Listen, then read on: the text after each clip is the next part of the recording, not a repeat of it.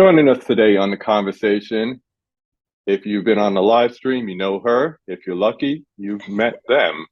So, joining us today from the Double Feature podcast and also Double Horror Pack, we have Meka and Kira. Ladies, how's it going today?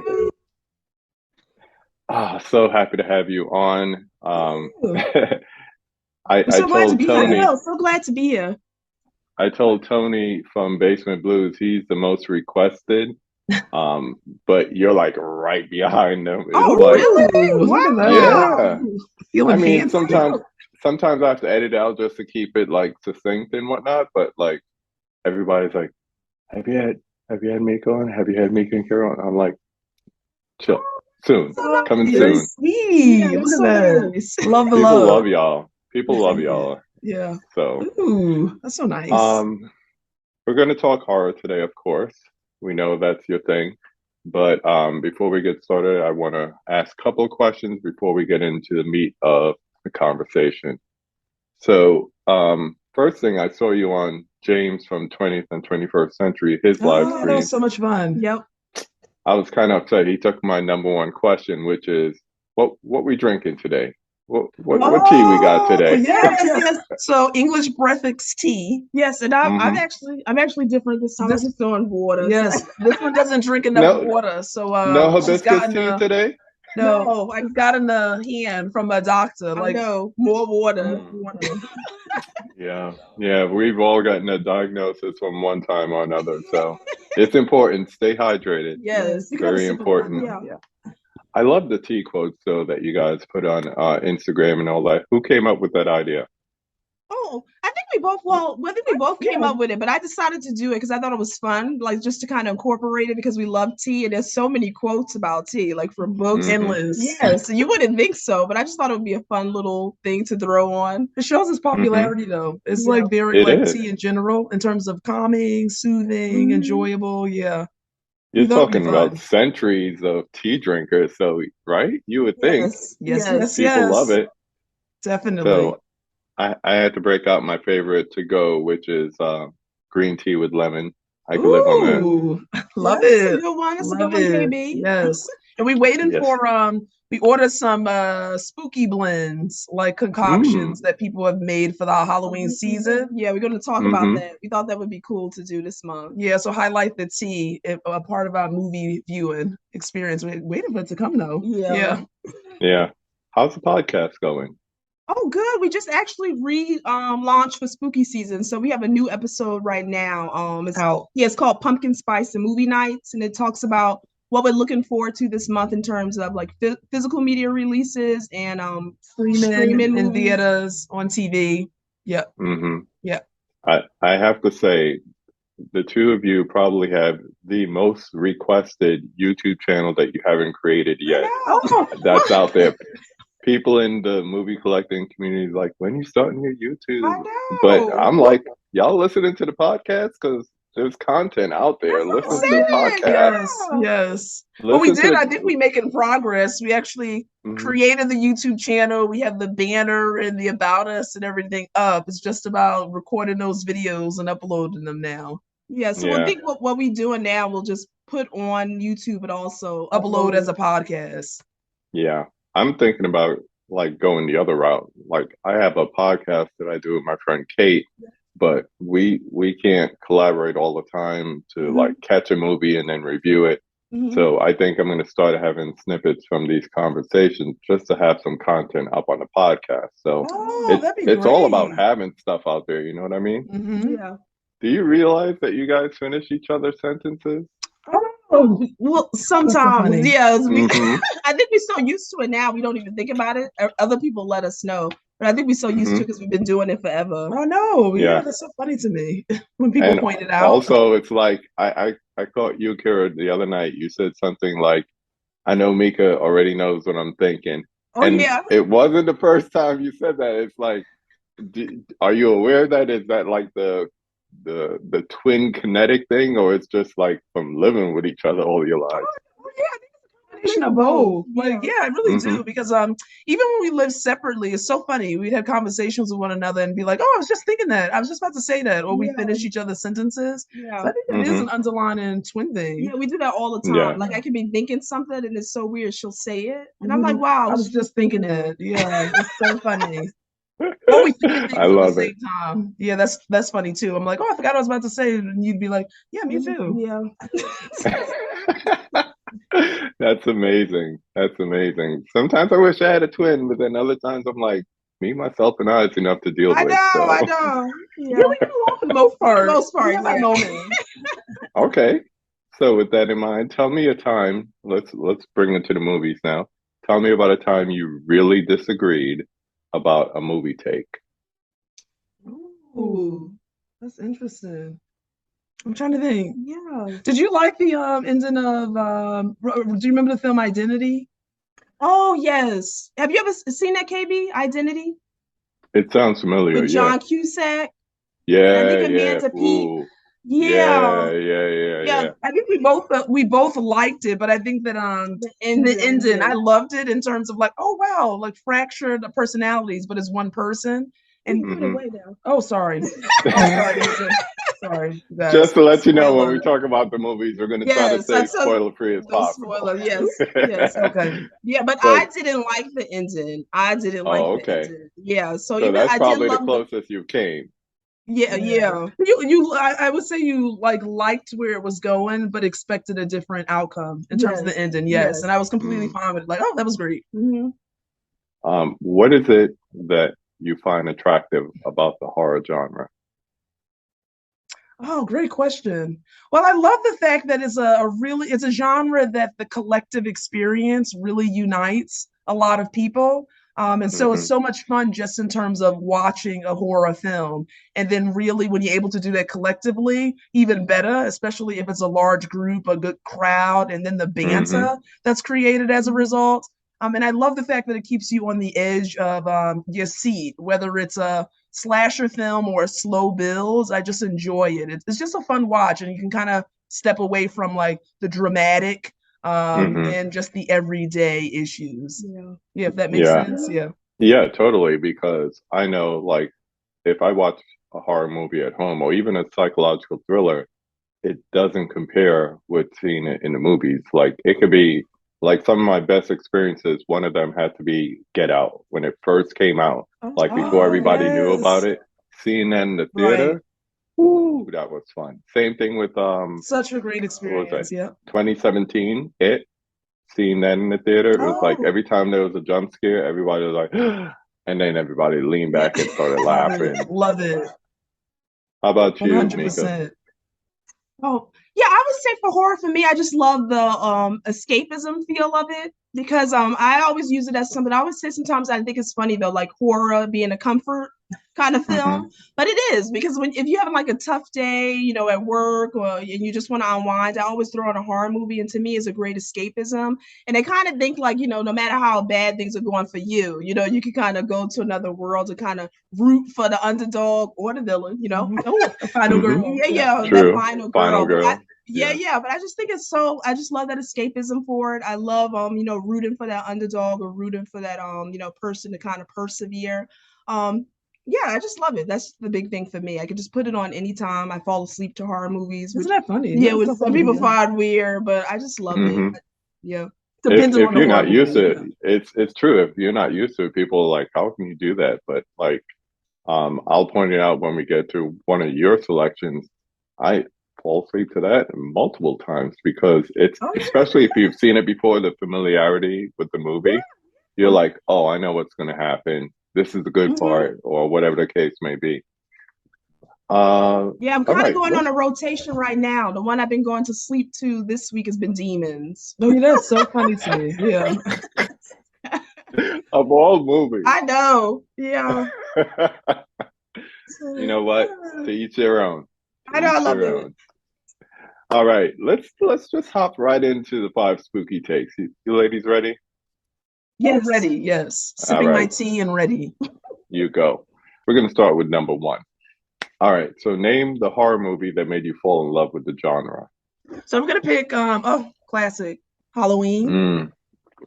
Perfect. And I have to explain this. The first time I recall us watching Halloween, we were 7 years old, and shout out to our parentals for allowing us to watch like horror films at an early age. But that was the most frightening experience. I know when people watch Halloween today, they don't necessarily know sometimes what all the hype is about. But I just love this film.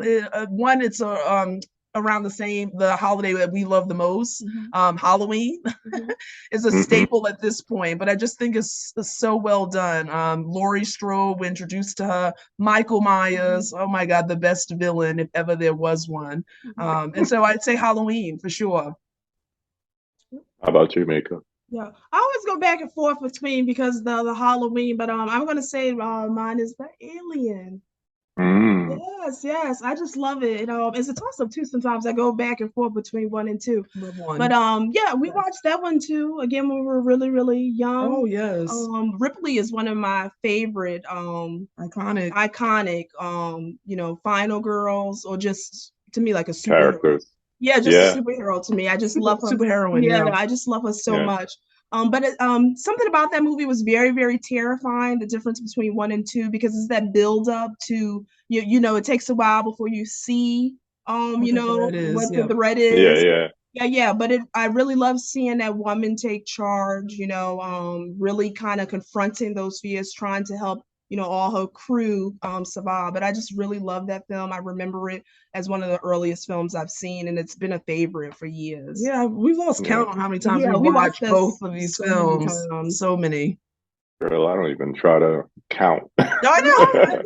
It's like a waste of time trying to count. Like, I know at this point. Don't bother. Question 2, and we could just go back and forth. Normally, I would say name your 5 favorite horror movies, but you ladies are special, so you get an extra one. So we're going to say 3 and 3. Yeah. So name your some of your favorite horror movies.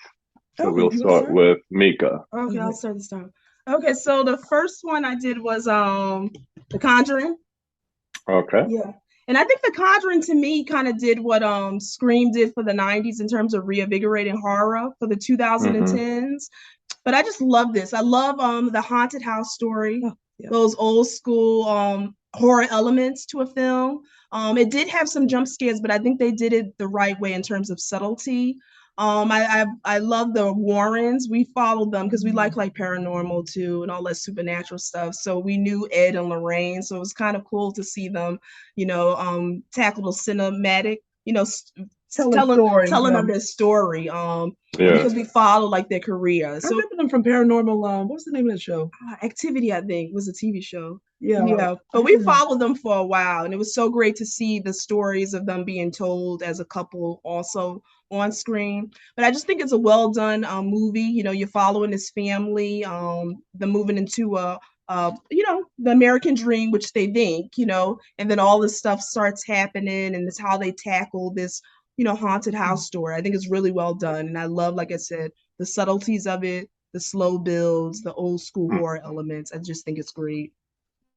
I have to say, by the time that came out, so early 2010s, 2013, I think that was the year, I was done. I was done with horror as a genre altogether. It was that's when I started going back and getting into more of the classic stuff. Yeah. And the Annabelle, and then that came along, and I'm like, you can miss me with that. You really can. But I have to admit, I watched it, and the supernatural thing is one thing, and then the jump scares is another thing. But it's a really good story, especially when you once again consider that it's a true story. It's based on a true story, and these are real people. They even show them at the end. Right. So, and then the tie-in to all the other movies as well. Didn't he also play the guy who played Ed? Wasn't he also the father Insidious? Yeah. Insidious. Yeah. Yep. Insidious. Yeah, because I saw that when I was doing the thing with Tony. He mentioned that one, and I was like, that's the same guy. Yeah. So what is the horror element in this movie that really attracts you and makes it one of your favorites? I really love those horror movies with the old school horror vibe to it, like where you don't have to really rely. Like I said, it does have some jump scares, but you can tell a scary story without really having to rely on that. You know what I mean? Mm-hmm. And I love that. Sometimes it's not what you see, it's what your perception is, or kind of like that noise you hear or that creak in the floor. So I love that about horror movies. Those tend to be my favorite. And where you might throw in a jump scare, but they use it for relevancy. You know what I mean? So that's what I really love about the vibe of this film. Yeah, and I'm a big like sound in movie guy, and when I watched it, it was like all the little sounds, like you said, like the creakiness of the house, or Yeah, and even that scene, the slam the door, it's really it's like, subtle. I love okay, it. And it's that subtleness that like kind of builds up the anxiety of the moment. And then if something happens, that's one thing, but when nothing happens, Right. Yes, that waiting, So- it's that anticipation. Yeah. mhm. And then when you least expect it. So Exactly. I might actually watch the other ones, This is a nice What I- little what I- foray into it. Yeah. I feel like the first one is the best. If but I did enjoy 2 and 3. If you take them in terms of individual stories and not a continuation of the first story. How about you, Kira? What's your first one? Okay, so my first one is going to be a classic, The Shining. Yes, have to do it. Like I have to. This always stays in my top 10, top 5, top 3. 1980 classic Stanley Kubrick, Jack Nicholson, Shelley Duvall at her prime, honestly. It's just a great film. I think the main things that I love about this film is the score, like just the music in general, grabs you and it's haunting. And then just the scenery alone, like the cinematography. I think that the scariest part of this movie was just being so isolated in this desolate, it's this grand hotel, but it's in the middle of nowhere. And then watching the climate get harsher and harsher, that makes it even more terrifying. And it really just shows this family, especially Jack Nicholson's character, Jack, on this descent, right? So the hotel is haunted, and it really just shows his descent into madness and how that ensues and how that ultimately affects his family. And it's just so well done. I absolutely love this film. I've watched this countless times. My goodness. Same. But yeah, The Shining. I don't know what else to say about it. It's just an amazing film, honestly. All work and no play. Oh yes. Have you ladies seen Room 237? The documentary? No, I have to watch that. Okay. That's your homework. That's your homework. We'll do See, that. I would almost say double feature it, like watch The Shining again, just for not that you need reminding, but it's nice to do that and then boom, go right into the documentary because it's like and then let me know because we'll do. It goes left of center. It just gets out there. That's all I'll say. Oh, excited. Okay, we're on that, especially spooky season, added to the list. So just to expound upon that. So what's the horror element here that makes it one of your favorites? So again, it's a film similar to Meka. I love films that actually tell a story and that there is this build up to to the tension and to the ultimate end result. And so it's not anything that's fast paced. It's not anything there's no explosions. There's no slasher. Like there's none of this gore. We love a slow build. We love a slow build. And so I just think that in of itself and just the storytelling is what I enjoy about it. That's more my lane. Character development is so essential, and there's a backstory. And I know it's not for everyone. I know this is a film that's received some critical analysis, but I love it.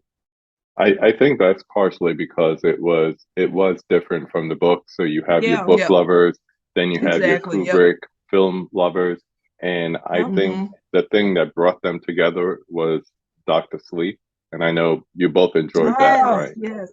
Yeah, so good. That had something for both because it was literary accurate, but also, gave a little nod to The Shining, the movie that is. So that was so well they done. meshed that so well. That was done perfectly. I think that's underrated too. I think more people need to. Definitely. It's not more people need to check that out. Another great double feature, Shining right into Dr. Sleep. But agreed. Yes. All right, Meka, what's your next one?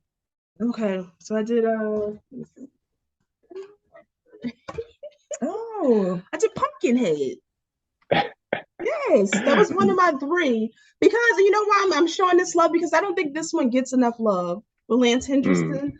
Yeah, you know what I mean. I don't hear it talked about a lot, but I love it. I enjoy it. And more so I enjoy it because basically the story is about a group of kids are having these having a good time. They is this dad and this son who own this store. The son gets injured while they're doing this, and it's kind of looking at a dad how he goes about seeking revenge, because of what's happened to his son.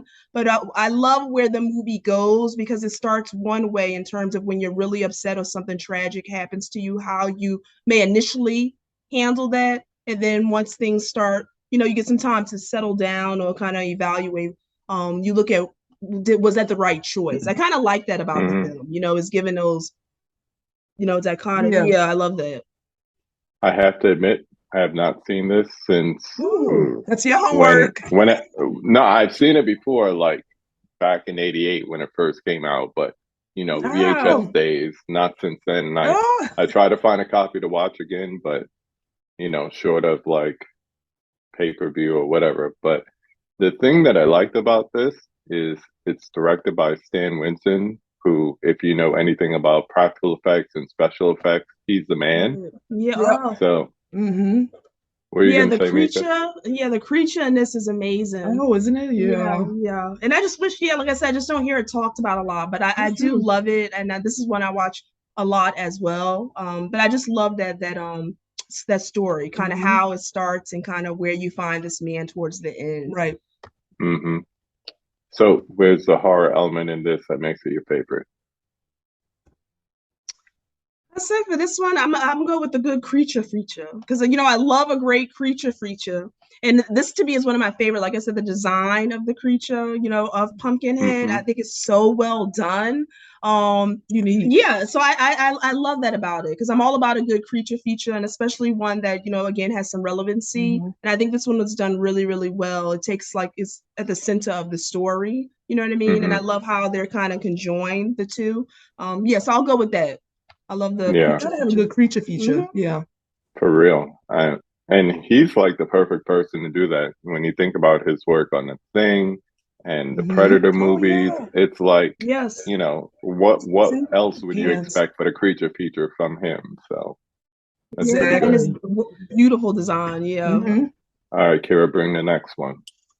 Yeah, so I don't own a physical copy of this, but on my list, it's the 1985 Silver Bullet.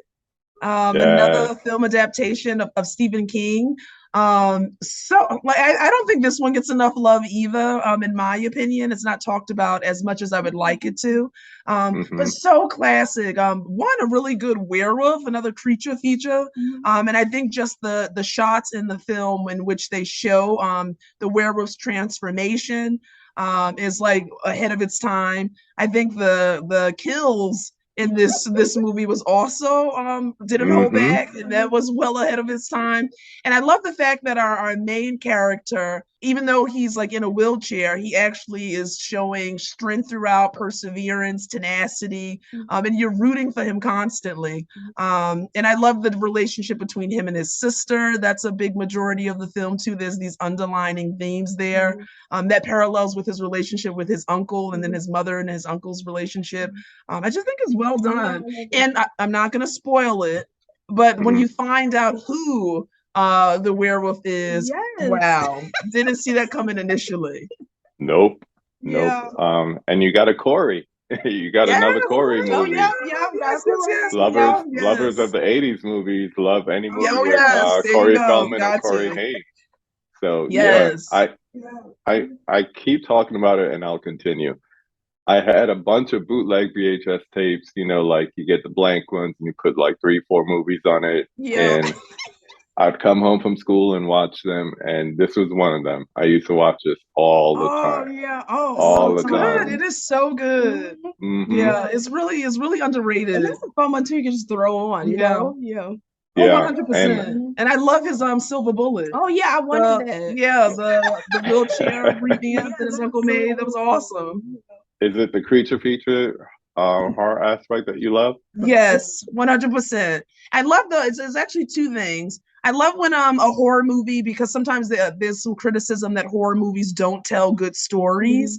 And this is a really good example of, yes, they do. So you have a creature feature, yes, but you also have these stories in terms of just the sibling dynamic, the family dynamic. So I think it's layered. That's what I like about it. Yeah, even like the uncle, because you have someone who you know he's a kind of a character that's struggling a little bit, but how he also tries to be, he's there for his family. So there's some underlying and their relationships, his mother and the sister, like it's really well done. I think there's a lot going on in it.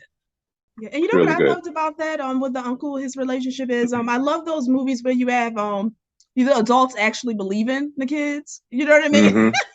So that was you don't get that all the time. No, he really took them at face value, and I love that. And Meka, your last one. Okay, I just brought out the box sets because it's going to be Aliens. Aliens. Yes, the number sequel. 2. Yes, and like I said, I love the trajectory of Ellen Ripley's character, which is, Sigourney Weaver does that character so much justice. But I love the continuation of where we see Ripley's character, the trauma she's dealing with from the initial movie.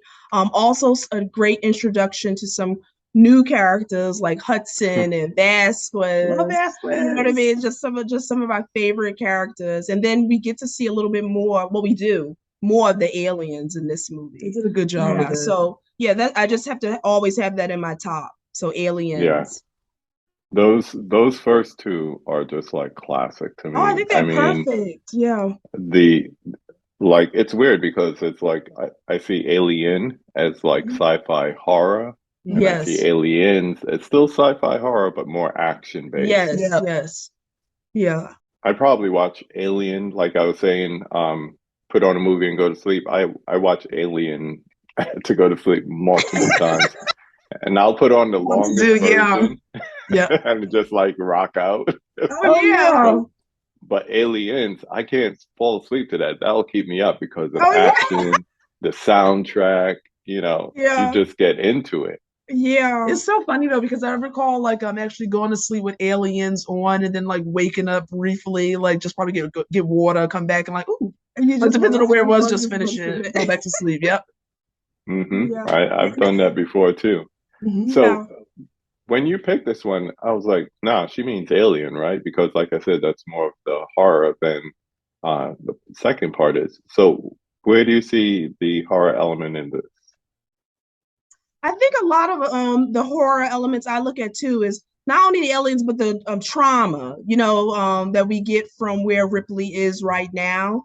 Because a lot of it, which I think can be sometimes horrific to face, because she really did overcome a big fear in terms of having to go back and, re-deal with this trauma. Don't know what you're walking into. Don't know what you're walking into. And that was really scary to me. To kind of watch her kind of go through and navigate that. And then also too, having to get some strength to kind of be of assistance to other people who needed that support. So to me, I kind of look at it like that. Like, not everything horrific has to be a jump scare or creatures. You know what I mean? That was kind of really terrifying to me about that movie, really having to face that trauma. And you can see that a lot in horror movies. You have the villain or the creature who you're supposed to be worried about, but it also can be the person right next to you, which is really scary too. Biggest threat. Because you kind of already know what the villain is going to do. Yeah, what the creature is going to do. Yeah, but the person next to you, you gotta watch. The enemy is not as bad as the enemy you don't know. Exactly. I have to say, and I'll mention this again, I like that all my guests so far on this spooky season conversation month have been going like outside the box, thinking outside the box when it comes to horror. I mean, it's easy for somebody to be like, all slasher or all gore and hardcore stuff, but people are really dealing with the human element of horror. And I think that is really, especially as we get older, I think that's really where the things like the biggest horror for me is home invasion movies. And I know you ladies did that you did a month of that theme. So to me, that's true horror because I can put myself in that place. I've been turning off the lights in my house and be like, I saw a shadow. what's about to happen. Yep. You know? Yeah. I think that's like what worst fear. Like I always tell Meka, like jokingly but truthfully, like just waking up and having a person there that doesn't belong there. So you know what I mean? Like that is like frightening. Home is supposed to be where you feel the safest. Safe space. It's your neck of the woods. You know what I mean? Yeah. Your home. You know, for some people, places of worship, whatever it is, and when you or your dreams, because I just saw the Nightmare on Elm Street marathon. Oh my gosh! For somebody to invade that area is like, that's true horror. You know? Can I say the one thing about Nightmare on Elm Street? I just have to say this. Yeah. Kudos to the one thing we all need, sleep, that you can't peacefully do. Like, wow. Like that in and of itself makes that movie just next level to me. So number 3, and each of you could answer this or you could do it together because y'all think in the same space. But name a classic horror movie that everyone loves but you can't stand. That was a tough one for me. Yeah, you know what I had to do, KB? I had to kind of bring it to a like maybe newer stuff, because really when we were looking at like classic horror, it really was hard for me to find one that I didn't really like or some element of it. I would think more today with some of the new ones. There's a lot that people like that we don't like. You know, like the newer Scream or the new. Oh, and we just watched that Bodies. Did not enjoy that at all. It's more of the newer stuff, KB. Like even like with Halloween Kills. I know a lot of people like that, but just some of the ways they went, I'm just not feeling. We literally said that at Halloween, was it 2018? 2018. That was done well for us. It could have ended right there, and we would have been completely fine. I think it was perfect. Yeah. So I think these some of the new film in horror is like questionable at best. Yeah, but I know some people love them, but like even with the newest Scream, I just felt it was really predictable. We knew who the killers were, like kind of some of the acting was not great. So we're gonna go with that. And Bodies. Oh, horrible. Sorry, if there's any fans. Yeah, sorry for people who like it. That one's there's fans of everything. There's fans of everything. Like I'm sure there's fans of Halloween Kills, but yes, I know. Yeah. It ain't. And that's the great thing. Everybody likes something different. You know? There you go. To each his own. Exactly. Yep. All right. So let's flip that. Number 4. Name a critically hated horror movie that you love. There's a lot. Yes. I'm gonna do this, and I don't care if people judge me for this. The 2000 The Cell with Jennifer Lopez. Now let me explain this one. I like the concept of what this movie was seeking to do. And it was something unlike I've ever seen before in the sense of, Jennifer Lopez's character played the psychologist that was doing this new form of therapy where she entered the mind of her individual patients through this almost like this dreamscape sequence that her and a couple of other doctors created. And that to me was like next level, like the ability to do that. And in this film, I'm not going to give it away, but there's a serial killer who goes into a coma, and the only way to find, the last victim is to go into his mind and his dreamscape.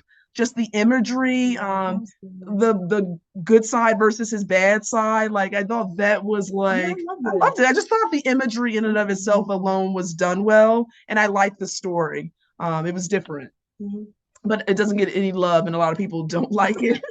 It has a 45% on Rotten Tomatoes. I know. That's what I said, you guys. I like The Cell, though, I must say, because of those things I mentioned. Now, you see, you mentioned that part with going into the serial killer's dreamscape. That part was so disturbing to my wife. She said, I will never watch that movie again. Don't even watch it around me. Wow. It bothered her. So it's like, okay. So I haven't seen it in a minute because, she's around. I'm not going to watch it.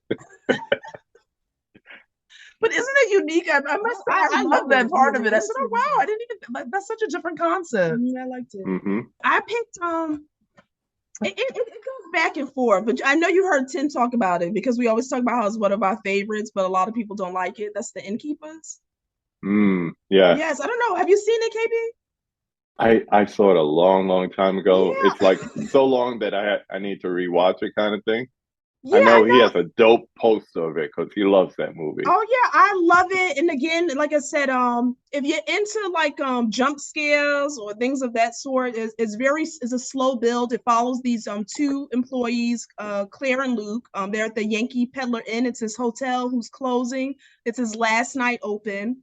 The film is really about them. They are these wannabe kind of ghost hunters. Yeah. And they're using this last night to kind of figure out if the ghost that supposedly haunts this hotel exists. But most of the story is also about the guests, these guests who check in for this last night, and the reasons why. And the reasons why. But it's a slow build, really creepy. To me, it's all about, again, the things you don't see. The tension. The tension.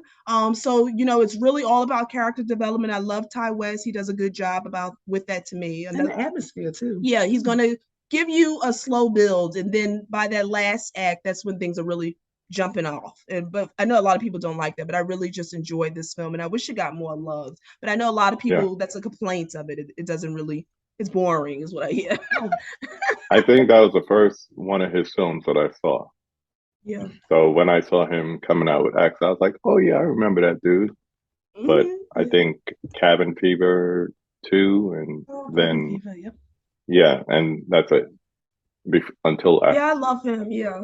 Yeah, House of the Devil, The Sacrament. Yes. I love Ty West. But see, that's so interesting too, because you do hear a lot of people say, "Oh, what happens in The Innkeeper? It's boring," and it's like a lot happens. It just may be a different twist to what you're used to. So if you can go into it with the mindset of this is a scary, creepy story, if you just take it for what it is, and there's a lot going on. It's a good ghost story, exactly. Yep. So finally, who would you like to see me have a conversation with on this channel? Oh, I'm gonna start because I have to shout her out. I love her. So Kat, Kat from Reanimate Her, she is I'm awesome. unfamiliar with her. Yes, Kat Port. If you can have her on there, we love her videos. We think she is just so nice, so awesome. And when I say knows her horror, knows her horror. Yeah, so definitely, if you could get her on there, that would be great. Yeah, and then I would say. Yep, I have two. So I would say, well, three because they connected. So I would say Ken and Ashley from Sledgehammer Horror. Oh, yes. Ken and Ashley. Yes, love them. I think that's so great. I love the content that they're producing with their franchises rankings, their top 10 lists. They just did a short film, which was really, really great. So I think they would be awesome to have on. And then also to Floyd House Flicks. I've been enjoying Floyd House Flicks. And I hope it gets a little bit more people watching it. I've been enjoying his Blacks in cinema on Sunday. I just really think that it's so well done. Yeah, so well done. I always if I don't catch it live, I always watch that. And I really been enjoying that series. And I would like to see a little bit more of him, Oh, yeah, agreed. Yeah. Those are good picks. Yes, definitely. That's my man, Big Chris. If you guys are not subscribed to Floyd House Flicks, he's just hovering around the 100 subscribers, just getting started. Help him out, give him a sub. Yes, give him a follow. He's a good dude. Yes. Another New Yorker. Wow. That's it, ladies. We did a good job. That was so much fun. That went too fast for me, man.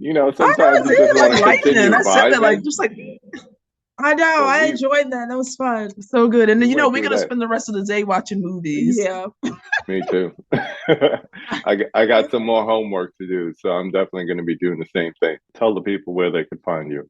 Oh, yes. So you can find us at, I feel like if you just go to our Instagram, it links you to everything. Yeah. So our Instagram is @Double Feet Podcast.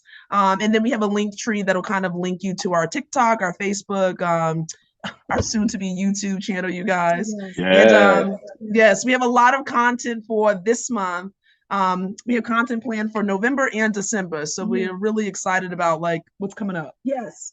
But also listen to the podcast because we have episodes up there until we get it going. Exactly. Yes.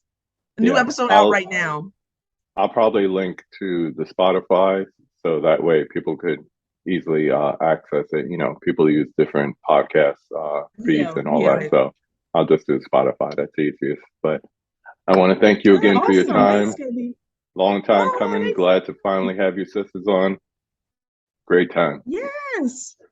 Awesome. Thank you, Kate. So much fun. This is a good way to spend the day.